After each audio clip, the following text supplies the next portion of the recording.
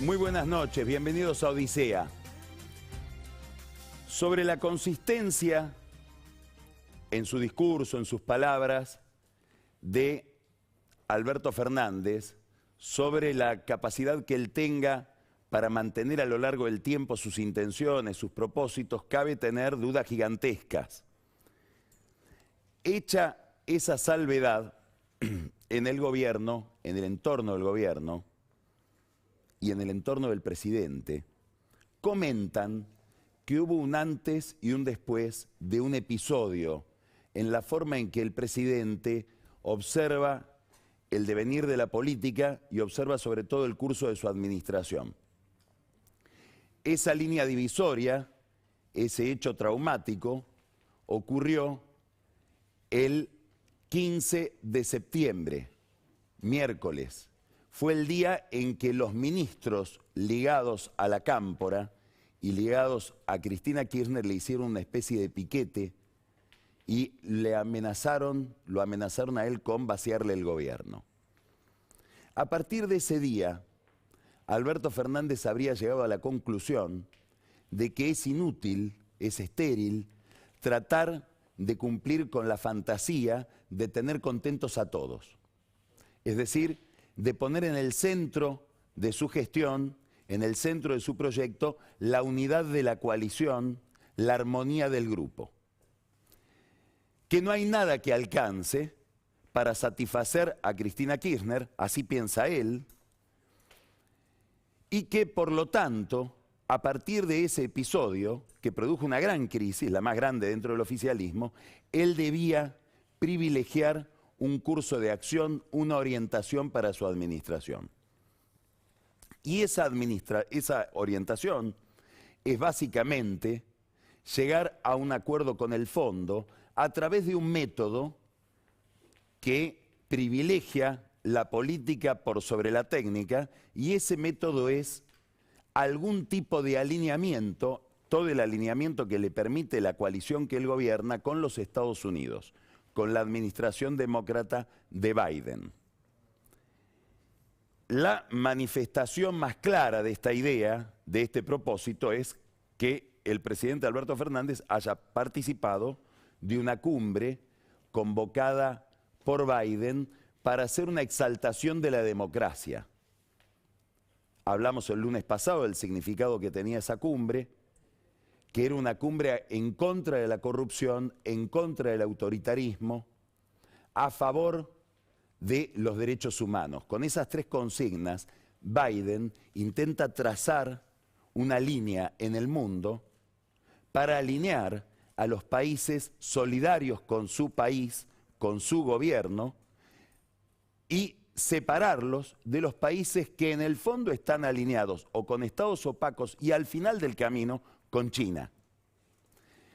Alberto Fernández tuvo que decidir dónde se ubicaba y se ubicó del lado de los Estados Unidos, a pesar de que tuvo que participar y por lo tanto legitimar a un grupo político donde no estaba China, estaba Taiwán, donde estaba el presidente alterno, interino de Venezuela, no reconocido oficialmente por el gobierno argentino, que es Juan Guaidó, y no estaba Nicolás Maduro, donde no estaba Bolivia, donde por supuesto no estaba Rusia, no estaba Irán, no estaba Cuba, no estaba Nicaragua.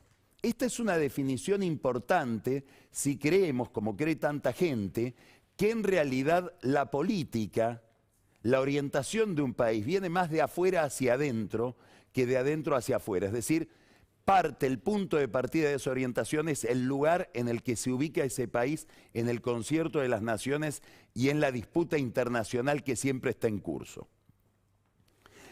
Esta posición de Fernández, esta opción de Fernández, que es muy criticada dentro del kirchnerismo, cuanto más a la izquierda uno se corre, más críticas recibe, habla de que en la cotización de los grupos de poder internos del gobierno, en el predominio de determinados actores respecto de otros, han ganado peso dos figuras a las que hay que mirar de cerca. No es fácil mirarlas de cerca porque uno de ellos casi no se expresa, o por decirlo más contundentemente no se expresa, que es Gustavo Vélez. Vemos fotos de Vélez. Es muy difícil, salvo en alguna ocasión ceremonial, saber qué pasa por la cabeza de Vélez. Es el secretario de Asuntos Estratégicos de Fernández y es una especie de canciller personal de él. Y la otra figura importante, que también tiene pocas manifestaciones públicas, entre otras cosas porque vive fuera del país, es Jorge Argüello, el embajador en Washington, que es, él se le llama Sherpa. Sherpa es el guía en el Himalaya, el vaqueano de Alberto Fernández en el G20. Argüello fue el principal negociador con Vélez de esta participación de Alberto Fernández en el Club de los Estados Unidos. Y Argüello lo negoció en Yakarta, ya que Indonesia ahora pasa a presidir el G20, con un funcionario de Biden que se llama Dalip Singh, que es el segundo del Consejo de Seguridad Nacional de la Casa Blanca y es el encargado de ese Consejo de Seguridad Nacional de tratar los temas económicos y de mantener la relación de la Casa Blanca con el Tesoro, es decir, con el Ministerio de Economía de Biden. Importantísimo. ¿Por qué? Porque en el fondo de este itinerario, al final del camino, para el tema argentino, está el Fondo Monetario Internacional.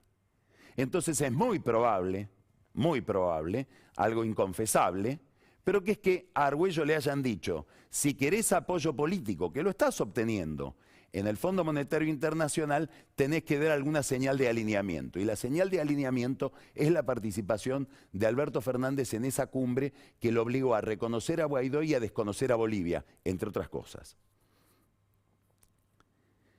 Este es el entorno político del gran problema que tiene el gobierno y el problema que la tiene muy angustiada a Cristina Kirchner, como se advierte en todas sus manifestaciones públicas, que es cómo ordenar la economía sin hacer ajustes, una fantasía infantil. Hay una idea y una mentalidad dentro del kirchnerismo muy dominante, que es que todo es política.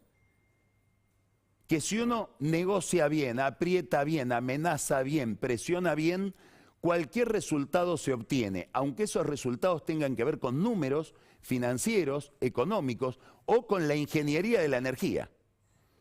Esta idea contra la cual ellos chocaron muchas veces vuelve a aparecer ahora y hay una especie de sobreestimación del alineamiento internacional con los resultados que puedan obtener técnicos en el Fondo Monetario Internacional. Pero las cosas no son así. Entre la Argentina y el fondo, hoy hay una discusión de concepto. Y esa discusión de concepto está en la base de toda la polémica técnica que hay entre el gobierno y el fondo. Una polémica dura. Hubo una reunión toda la semana pasada de técnicos de ambos lados. No terminó bien esa reunión. No vinieron con buenas noticias los funcionarios del Ministerio de Economía respecto de lo que encontraron en los técnicos del fondo. Ahora, esa discusión que se hace con números concretos, que es muy minuciosa, que tiene que ver con la política del Banco Central, con la política de la Secretaría de Hacienda, etcétera, se enmarca en dos premisas. Una premisa es la premisa del gobierno. No es necesario hacer ajustes. ¿Por qué? Porque de conseguir una reducción del déficit, de ordenar las cuentas públicas, de que recaudemos más y por lo tanto no tengamos que emitir más porque nos vamos a financiar con una mejor recaudación, se va a encargar la recuperación económica que estamos viviendo. El crecimiento va a ser el trabajo sucio, que va a ser un trabajo limpio, un trabajo feliz, porque va a ser un ordenamiento de la economía sin costos, sin sufrimiento, sin malas noticias. Por lo tanto, lo que tenemos que cuidar es el crecimiento. No podemos hacer ningún ajuste, restringir la cantidad de moneda, que el Estado gaste menos, que haya recortes, porque eso va a afectar el crecimiento y el crecimiento es el que nos está curando. ¿Qué le dicen desde el lado del Fondo Monetario Internacional? Le dicen algo que es bastante común hoy en el discurso de los economistas. Primero, no confundas crecimiento con rebote. Acá no hay un crecimiento. Acá hubo una caída importantísima que se produjo por la cuarentena que aplicaste durante la pandemia y apenas está llegando a niveles parecidos, a lo mejor un punto arriba, de los pésimos niveles en que estábamos en diciembre del 2020. Es decir, hay muy poco de crecimiento. Lo que hay es un rebote, una recuperación dentro de una situación muy ajustada. Para que haya crecimiento, tiene que haber inversión. Para que la economía se expanda, no vuelva al nivel en que estaba antes de caer, sino que suba a niveles superiores, inclusive a niveles superiores de los que tenía con Macri. Para que haya ese sendero virtuoso, debe haber una expansión que solo la puede producir la inversión privada. Para alcanzar esa inversión privada, sigue diciéndole el fondo al gobierno argentino, no te preocupes tanto por el rebote de la economía, no te preocupes por el crecimiento, prestale atención a la inflación. Hay que arreglar la inflación. Ese es el mensaje central del cual se derivan otras medidas, otros conceptos. Ahora, a mí me gustaría mostrarles un gráfico, es un gráfico de investigadores del Banco Itaú, que demuestra que en realidad no es que hubo un crecimiento que nos evitó un ajuste. Hubo en la Argentina un fenomenal ajuste fiscal, que no lo hizo el gobierno dando malas noticias, lo hizo la inflación degradando los gastos del Estado, degradando las jubilaciones, degradando los salarios, sobre todo los salarios del sector público. Miren esto. Esto es el superávit, el balance fiscal en proporciones, en porcentajes del Producto Bruto. Esto es la caída del superávit fiscal o del balance fiscal, del equilibrio fiscal entre 2018 y el primer trimestre del 2020. Ahora, fíjense qué pasa desde que llega Alberto Fernández. Sin hacer ajustes, entre comillas, el ajuste lo está haciendo la inflación. Y es más doloroso. Parte desde acá y estamos en esta situación. Todo esto es mejora fiscal. Mejora fiscal por licuación de gastos, es decir, por degradación, por licuación del precio del salario, del precio de las jubilaciones. Mejora fiscal porque en la medida en que aumentan los precios, aumentan también los impuestos que están ligados a los precios. Este gráfico es muy importante para derribar un mito. No es que este gobierno no hace ajustes. No es no queremos hacer ajustes a ver si interrumpimos el crecimiento. No, venís de hacer un fenomenal ajuste. Pero, como quería Keynes, como ese ajuste no es directo, no lo hace un ministro anunciando una baja del gasto, es indirecto, lo hace la inflación, pareciera que tiene un efecto político menor, pero es igualmente responsable desde el punto de vista político del nivel de ajuste que viene practicando este gobierno.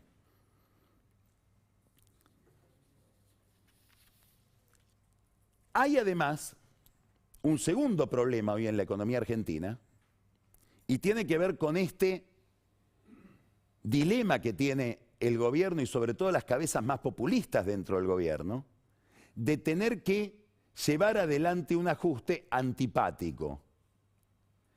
¿Qué quiere decir llevar adelante un ajuste antipático? Admitir esta idea, admitir esta realidad, partir de este dato, de este fenómeno. El Estado quebró. Bueno, es una idea muy difícil de asimilar para muchas formas de pensar dentro del gobierno y dentro de la Argentina. La palanca para arrancar ya no va a ser el Estado, va a tener que ser el sector privado. ¿Qué quiere decir esto? Que va a tener que el gobierno pensar en algo que le cuesta mucho pensar, que es darle a la iniciativa privada un entorno más favorable. Y ahora vamos a ver este gráfico que nos va a mostrar las dificultades de hacer esto. Esto es un gráfico de la consultora Proficio. ¿Qué nos muestra este gráfico? Esta línea colorada nos muestra el crédito que toma el Estado, cómo el Estado absorbe recursos de la economía. Estamos en finales del 2019, se parece a lo otro, ¿no? Se parece al cuadro de la inflación, al cuadro del superávit, que tiene que ver con esto. Toma de recursos por parte del Estado. Esto es lo que le cuesta a la economía argentina un Estado insaciable en términos de tener que financiarse sin otra fuente que la emisión, los impuestos, etc. ¿Y esto qué es, esta línea azul? Esto es la caída de la toma de crédito por parte de las empresas, de los particulares. Hay quienes piensan, como dice el título, los de Proficio piensan que este es un fenómeno de lo que los economistas llaman justamente crowding out. Es decir, el Estado toma tantos recursos que le impide a la economía privada financiarse y por lo tanto la ahoga. Hay otros economistas que dicen, no, no es esa la causalidad.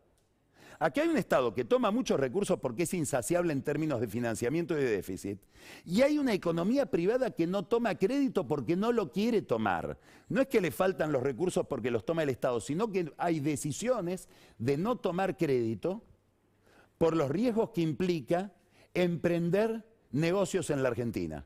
Y si uno habla con el empresariado y habla con los sectores más dinámicos de la economía argentina, por ejemplo, hoy a la mañana hablaba con gente ligada al sector agropecuario, que dicen, nosotros, donde hay $1 de más, buscamos cómo invertirlo en Brasil, en Estados Unidos, en Uruguay, acá no.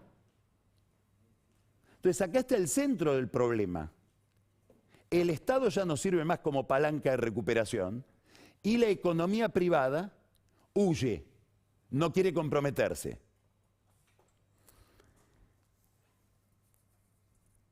Ahora, dentro de todo este problema que es el de un Estado quebrado, que implica un desafío enorme para Cristina Kirchner, para todo el núcleo que la rodea, para la cámpora, para buena parte del peronismo, que es cómo hacer estatismo sin Estado, cómo organizar la vida pública, no solo la vida económica, la vida pública en general, con un Estado fallido, con un Estado que quebró, que ya no puede funcionar, que no sirve como palanca. Esto nos lleva a un problema más específico que está también en el corazón de la discusión con el fondo y en el corazón del problema económico argentino, y es el tema energético. Una de las cosas que se discuten con el fondo es el problema de la energía. ¿Qué quiere decir el problema de la energía? Un Estado que decidió a un grupo de la población, en general los que vivimos en el área metropolitana, regalarles la energía. ¿Cómo? Subsidiándola. Algo que cuesta cada vez más en el mundo, que genera problemas en todos lados, pregunten en Estados Unidos, que es que el costo de los hidrocarburos, el precio de los hidrocarburos está subiendo. Acá queremos no vivirlo. ¿Cómo? Haciendo que el Estado, que son los impuestos de todos nosotros, subsidie a un sector, inclusive a sectores ricos, que paguen la energía nada. Esto es un problema sectorial, es el problema energético, que se vuelve a transformar, como con Cristina Kirchner, y hay funcionarios del gobierno de Cristina, como Álvarez Agis, por ejemplo, que reconocen que este fue el problema central del final del kirchnerismo en la etapa 2011-2015, el problema energético se transforma en un problema macroeconómico. ¿Por qué? Y porque el nivel de gasto que requiere ese subsidio energético desbarajusta todas las cuentas públicas, pero además ese modo de manejar la energía implica importar cada vez más energía, importar cada vez más combustibles, sobre todo gas natural comprimido, gas natural licuado, perdón, importar gas y afectar por esas importaciones los pocos dólares que tiene el Banco Central en sus reservas. Es decir, volvemos a tener al problema energético en el centro del problema macroeconómico. Fíjense, hoy hablaba con un consultor de los mejores que hay en materia energética, yo lo nombro siempre, Daniel Gerold, que me decía, en las últimas 3 semanas, lo que importa a la Argentina, que es el gas licuado, aumentó 30%. Eso implica un ataque feroz sobre las reservas del Banco Central para poder seguir importando ese gas, que es el gas con el que se hace la luz. Bueno, no hay reservas que alcancen. Va a haber que resolver o devaluar o dejar de subsidiar. ¿Qué quiere decir dejar de subsidiar? Un aumento de tarifas, que es aquello a lo que Cristina, con razón, teme. Porque los aumentos de tarifas producen una corrosión política importantísima, mucho más en un gobierno que viene de perder el 40% de los votos del 2019 hasta ahora. ¿Dónde está el otro problema que se discute con el fondo? Las jubilaciones. ¿Por qué? Y porque se ha planteado una forma primero porque hay un problema estructural con las jubilaciones, que si hubiera que encontrarle un nombre y apellido de responsabilidad, Sergio Massa, que incorporó irresponsablemente millones de personas al sistema jubilatorio en 2006-2007. Ahí empezaron los problemas verdaderamente graves del fisco en la Argentina, de las cuentas públicas. Ahora hay un problema más inmediato, la fórmula de ajuste. Como está ligada a la recaudación, en la medida en que me recupero y recaudo más, gasto más.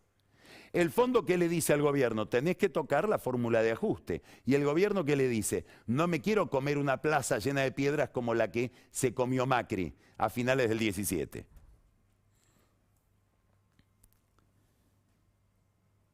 Hay otro problema. Podríamos decir un tercer problema. El problema energético, el problema jubilatorio, el problema del peso. No queremos pesos, gastamos los pesos que tenemos en el bolsillo porque nos queman. ¿Por qué nos queman? Porque la inflación es alta y no hay un lugar, una cuenta bancaria, una forma de ahorro que nos permita salvarnos de la inflación. ¿Eso qué quiere decir? ¿Cómo lo dicen los economistas? Que la tasa de interés está por debajo de la tasa de inflación. Los precios suben más que los ahorros. Por lo tanto, pierdo inevitablemente capacidad de ahorro, por lo tanto lo que hago es gastar. Bueno, el fondo el viernes pasado emitió un comunicado que le dice al kirchnerismo, tenés que renunciar a algo que fue tu clave durante los años que fueron desde el 2003 hasta el 2015, esos 12 años que disfrutaste de un prodigio de distribución irresponsable porque terminó una gran crisis, que fue la tasa de interés real negativa.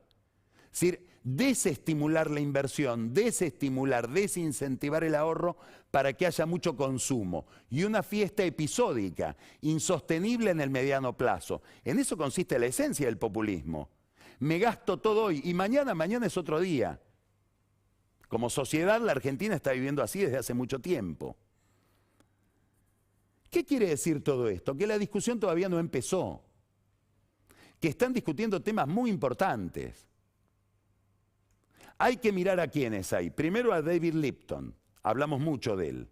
Es un ortodoxo que está en el Tesoro y es el puente entre el Tesoro de los Estados Unidos y el Fondo Monetario Internacional. Es el que hizo el plan que pactó Macri con el fondo. Hay otra persona a la que hay que mirar, que todavía no opinó porque recién se incorpora. Se llama Gita Gospinath. ¿Quién es? Es la investigadora económica del fondo que ahora la han puesto como segunda de Georgieva, impulsada por los Estados Unidos. Y hay que mirar a alguien más, muy importante. Se llama Ilan Goldfein. ¿Quién es Ilan Goldfein? Es un economista del MIT, ortodoxo, que fue presidente del Banco Central de Brasil, que conoce entonces como presidente del Banco Central de Brasil, de Michel Temer, conoce muy bien la Argentina y su crisis, porque la vio de al lado. Un hombre que fue muy criticado por hacer lo contrario de lo que hace el kirchnerismo, tasas de interés muy altas, impopularmente altas, que asume el 1 de enero como jefe del hemisferio occidental, es decir, de América, del Fondo Monetario Internacional. ¿A qué se va a dedicar Goldfein? ¿A Estados Unidos? No, porque Estados Unidos es otro país, es otro mundo en relación con el fondo. ¿A Brasil? Tampoco, porque es brasileño, es un tema que le está vedado. Se va a dedicar a la Argentina y no va a querer quedar asociado a un fracaso.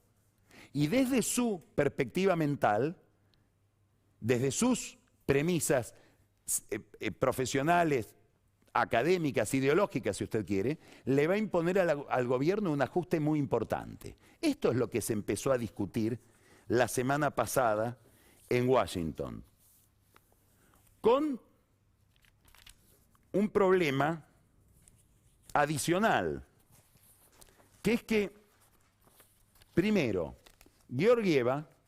Kristalina Georgieva, que viene de ser funcionaria en el Banco Mundial y pretendía imprimirle al Fondo Monetario Internacional una onda más socializante, un fondo con rostro humano, perdió extraordinario monto de poder porque le encontraron irregularidades cuando era gerenta general del Banco Mundial para favorecer a China. Es decir, Georgieva está disminuida, con directivos del fondo y un staff técnico que, lo voy a decir dolorosamente, y esto pasa en muchos lugares de la escena internacional, están aburridos de la Argentina. Es decir, están aburridos de que vayamos siempre con el mismo drama, cada 5 o 6 años con una gran crisis de la que no podemos salir. Y además se cuidan muchísimo de tocar el problema porque dicen, a ver, se hunde mi carrera tratando de arreglar este problema que aparentemente para nosotros no tiene solución. Entonces, ¿qué quiero decir con esto? Georgieva es un Alberto. Así como Alberto tiene un límite en Cristina, que le dice en público lo que debe hacer, y sobre todo le dice lo que no debe hacer, Georgieva está rodeada de un staff técnico y de una Secretaría del Tesoro que le da muy poca capacidad de maniobra para entenderse con su amigo Guzmán. A esto se agrega Guzmán, que tiene características personales muy peculiares. La principal de todas, muy cerrado en sí mismo. ¿Qué dicen los colaboradores de Guzmán? No nos muestra los números.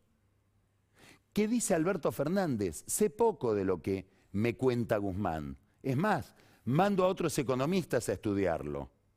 Quiero otras versiones. Una novedad que ocurrió en Roma, en la última reunión con Georgieva durante el G20, lo puso a Vélez al lado de Guzmán. Hay que ver si en la próxima reunión va también Vélez. Guzmán está como encapsulado. ¿Y esto qué dificultad plantea? Que es el único que decide. Entonces, la semana pasada hubo una semana de reuniones y cuando quisieron cerrar algo los técnicos del fondo con los técnicos argentinos, en el último número no tienen los técnicos argentinos autoridad para consignarlo, para definirlo. ¿Por qué? Porque manda solamente el ministro. Él solo es el dueño de todo. Es un problema técnico en la negociación. Además, como sabemos por el acuerdo con los bonistas privados, suele ser bastante lento en la negociación.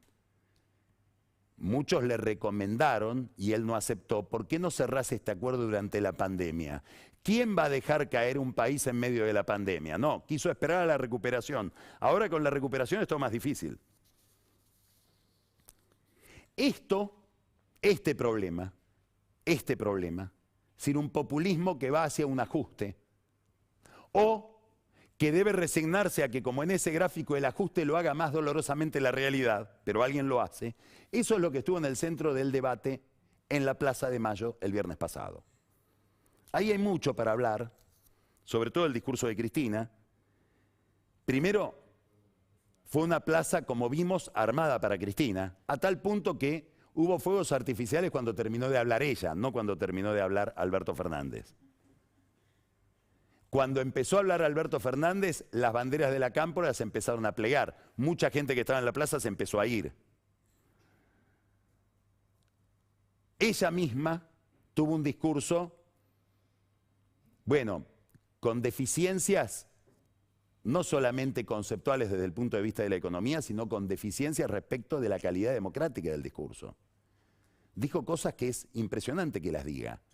Por ejemplo, que cuando ella perdió el poder y llegó otro gobierno, el de Macri, legitimado por las urnas, volvió la noche, se refiere a la noche de la dictadura. Se equiparó ella con sus argumentos de Lofer con los desaparecidos, delante de las madres de Plaza de Mayo.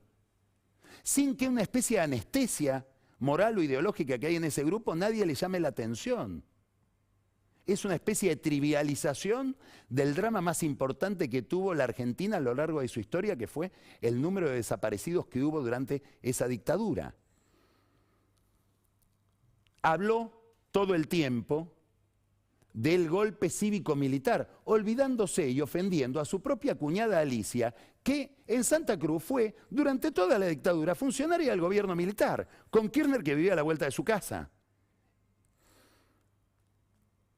Dentro de este contexto, una idea bastante disparatada desde el punto de vista técnico-práctico de comprensión de las instituciones, que es pedirle al fondo que vaya a buscar por el mundo la plata que fugaron los argentinos en la época de Macri. De esto hablamos ya en un momento. Verbitsky publicó una lista de los que fugaron, entre comillas, dinero, es decir, la gente que compró dólares. Y en esa lista, el comienzo de la lista, miren los nombres: Eskenazi Enrique, Eskenazi Matías, vuelve otro Eskenazi, Sebastián. Si sumamos a los Eskenazi, se llevaron el 30% de los dólares que se vendieron en toda la lista. Otros amigos: Gerardo Huertein, Filiberti, íntimo de Massa, Eskenazi Esteban, otro, Brito, otro Huertein, amigos del gobierno actual, no amigos de Macri. Pero lo más interesante, que hay que volver a recordar, porque lo recordamos en aquel momento, en la página 154 del libro Sinceramente, es decir, del libro de Cristina, Cristina escribe lo siguiente. Dice: el 29 de febrero de 2016, aclara, año bisiesto, decidieron una nueva devaluación y llevaron el dólar de 15 a 15,80 pesos, totalizando desde diciembre del 2015 a febrero del 2016 una devaluación del 65%. A esa altura tomé la decisión de que todos los plazos fijos que teníamos de varios millones de pesos, todos en el Banco de Galicia y cuya trazabilidad estaba perfectamente determinada, no solamente en el banco, sino en las declaraciones juradas de la Oficina Anticorrupción, ante la AFIP, etc., todos fueran convertidos esos pesos en dólares en efectivos y depositados en cajas de seguridad en el mismo Banco de Galicia. Lo curioso de esta confesión, que en los términos erróneos en que ella se manifiesta es fuga de capitales y trata esa compra de dólares como si fuera dinero negro, es que no aparece ella en la lista. Alguien la quitó de la lista. Porque si es por el monto, debería estar más o menos en el lugar 25 de esa nómina que publicó Verbitsky. No aparece. Hay sí una persona no identificada que no sabemos si es ella, que es, esta es la lista. Acá hay una identificación no localizada de 8.800.000. Si es ella, si es Cristina, sería más plata de la que ella dice haber comprado. No sabemos quién es esta persona. Pero de hecho, en toda la lista debería haber estado, porque ella dice haberlos comprado los dólares. Está en la misma situación que todos los demás de la lista. Y sin embargo no figura. Alfonso Pratgay suele burlarse de esto en su cuenta de Twitter, diciendo que Cristina fugó, entre comillas, más dólares que el 99% de los argentinos. Es decir, está a la cabeza de los fugadores. ¿Qué importa de todo esto? Importa que estamos frente a una Cristina desorientada. Como vemos en todas las cartas que escribe, hay una mujer a la que se le están acabando las cartas. Pero no las cartas que escribe, los naipes, las opciones. Como si hubiera una especie de encerrona. Y esa encerrona tiene que ver con este dilema. ¿Me quedo 2 años más compartiendo el ajuste con Alberto Fernández y liquido parte de mi credibilidad frente a la gente que cree que es posible lo que yo les cuento, que es un mundo sin ajustes, un mundo feliz donde no hay mediano plazo, donde todo es un presente eterno? O, digamos, hago eso y me asocio a Fernández, o me aparto y digo yo no tengo nada más que ver con este gobierno y volteo un gobierno, como Chacho Álvarez. No es fácil decidir, por eso la desorientación discursiva que tiene, que uno no termina de entender qué quiere decir. Si apoya, si no apoya, le pide cosas imposibles al presidente. Comete un error extraordinario, insulta al fondo, dice que voltearon 2 gobiernos radicales, dice que es el mal de todos los males. Si van a acordar con eso, no lo insultes tanto, porque vas a quedar contaminada con aquel con que estás pactando. Cuando le den la mano al fondo, le van a estar dando la mano a un monstruo construido por ellos mismos. Sin errores políticos del ABC de la política. ¿Esto por qué sucede? Porque hoy Cristina es un pez fuera del agua. Es un dirigente, un líder populista que tiene que hacer un ajuste o permitir que el ajuste lo haga la realidad. Se encontró con el límite. En esto hay, por supuesto, una narración de la historia tergiversada. Le habló del fondo a Lula, describió todo este fondo demoníaco, infernal delante de Lula da Silva, que el 15 de marzo del 2004, en el Hotel Copacabana, en presencia de Julio De Vido, de Martín Redrado, de José López, de Ricardo Jaime, tuvieron una discusión fenomenal porque Lula quería prometerle al fondo que Brasil tenía un superávit de 4.5 del PBI y Argentina quería ofrecerle solamente el 3.3. Y Lula le mostraba a Kirchner cómo era el mejor de la clase delante del fondo. Esta es la verdad de la historia. No era este discurso del viernes pasado. Seguramente Lula lo debiera haber recordado. Ahí está Cristina queriendo una salida. Probablemente la salida sea replegarse sobre la provincia de Buenos Aires. Le terminó de vaciar el gobierno a Kicillof con la renuncia de una persona de la intimidad de Kicillof, de la mayor confianza, Agustina Vila, la ministra de Educación. Ya le había bajado el jefe de gabinete. Kicillof teme hoy, primero, quedar pegado con episodios de corrupción ligados a los intendentes que entraron a su gobierno. Dice, solo me hablan de la lotería y de la legislatura, es decir, 2 cajas. Y el otro riesgo es que como probablemente ya el proyecto Máximo Presidente empieza a ser revisado, lo quieran mandar a él como presidente para que Máximo Kirchner pueda ser gobernador de la provincia de Buenos Aires. Kicillof está en una situación muy parecida a la que estuvo Vidal respecto de Macri.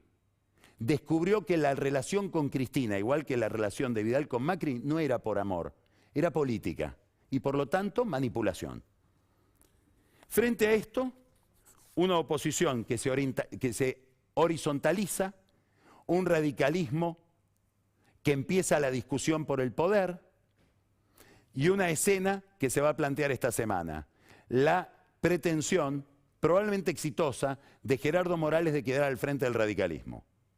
Importantísimo, porque estamos hablando de una elección indirecta, son delegados. Hay quienes dicen que tendría que ser suspendida, porque de esos delegados hay muchos que hace mucho tiempo no revalidan sus títulos en las urnas. Y un Gerardo Morales que podría quedar al frente de una de las principales fuerzas políticas de la coalición opositora. Es un cambio en el radicalismo, porque estamos hablando de alguien muy ligado a Massa y estamos hablando de un gobernador de Jujuy que por sus relaciones con Massa y con el gobierno votó, entre otras cosas, a favor del gobierno, nada menos que el impuesto a la riqueza y la quita compulsiva de fondos a la ciudad de Buenos Aires. Va a seguir el debate dentro de ese partido. Morales es un hombre poderoso, probablemente se quede al frente del partido, pero la discusión va a seguir abierta. Y es una discusión en la que se van a estar alineando también otras figuras.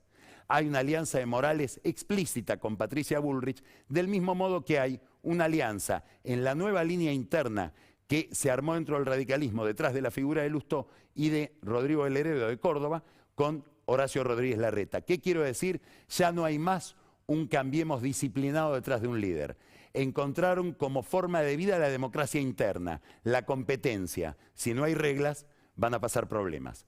Empezamos Odisea. Vamos a hablar ahora con José Eduardo Abadi. ¿De qué vamos a hablar? Vamos a hacer un balance y una proyección, porque el tema no terminó, no sabemos si termina. Pandemia y nuestra vida personal y nuestra vida en común. Pandemia y política, pandemia y psicología, pandemia y emociones. Ya empezamos con José Eduardo Abadi. Después va a venir Miguel Pichetto, acompañado de Carlos Roberts, los dos acaban de escribir un libro de diálogo sobre pobrismo o capitalismo. Mañana se presenta ese libro, antes vamos a hablar con Pichetto.